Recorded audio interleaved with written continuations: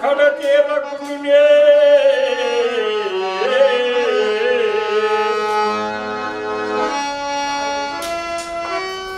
పోయి ఆలకాపరి శత్రువాళ్ళు నిర్ణయం గావించి నన్ను భయపెట్టుకుంటువా కర్మకులైన జీవులను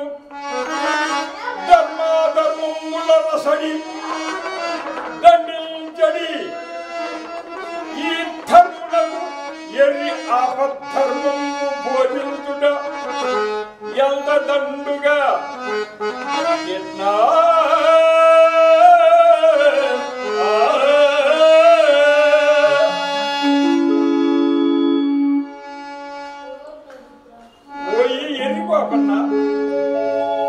తాటి ఆకుల సప్పులు కుందేళ్ళు బెదిరిననుకుంటువా లేక ఇద్దమనగా ఆవులుగా అయిననుకుంటువా లేక అర్జునుడు గుర్రములు తోలనుకుంటువా బండన భూమి నల్ల దశల పక్కున మంటలు మండి మధ్యలో దండ ఖగోళలో ప్రళయ తాండవ రేఖ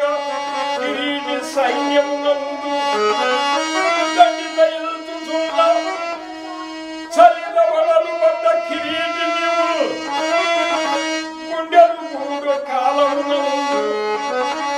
వన కూడకపోదు యశోద నదలా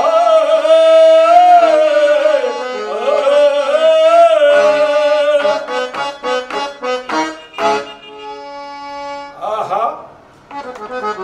జీవము లేని కవిత్రయులు ఆంజనేయుడు చిత్రించున్నాడంట. ఆ ఆంజనేయుడే పార్థుని రచించుగాక కాటికి కాళ్ళు జాసి తన కన్నులు లొట్టలు పోయి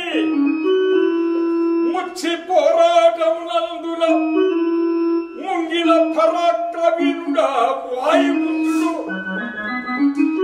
ఏటికి సర్వలోక గణనీయ నితాంత పుతాంత యుద్ధ సంవాదర్మ సర్వ చదల్ చదల్ భగ్నమనుతుడ ఎరి నారద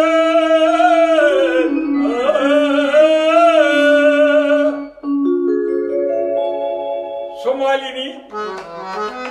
రాసబిడ్డ నీవే రడదరము తప్పందువా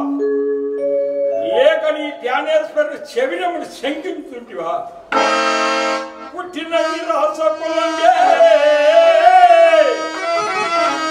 చేపట్టినదో దండధరుడు పంద ఫలంబుడ